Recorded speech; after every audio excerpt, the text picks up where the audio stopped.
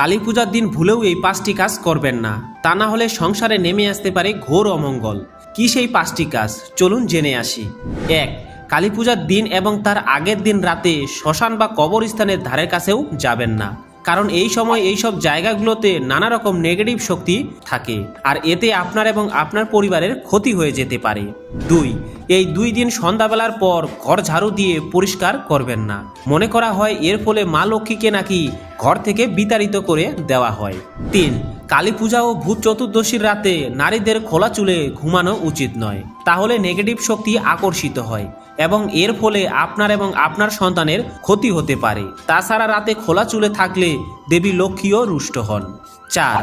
এই দিনগুলোতে সন্ধ্যার পর অবশ্যই ঘরে প্রদীপ জ্বালান, চারদিকে আলো দিয়ে সাজান, এতে অশুভ শক্তি দূর হয় বলে বিশ্বাস করা হয়।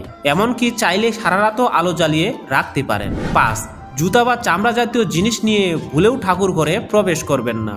বলা হয় যে পুজোর ঘরে চামড়ার কোনো জিনিস নিয়ে ঢুকলে পুজোর ঘর অপবিত্র হয়ে যায়, তাই চামড়ার তৈরি জুতো, ব্যাগ ইত্যাদি পুজোর ঘরের বাইরেই রাখুন। আর আপনিও যদি একজন মা কালীর ভক্ত হন, তাহলে এমন গুরুত্বপূর্ণ ভিডিওটি শেয়ার করে অন্যকে জানিয়ে দেওয়ার অনুরোধ রইল।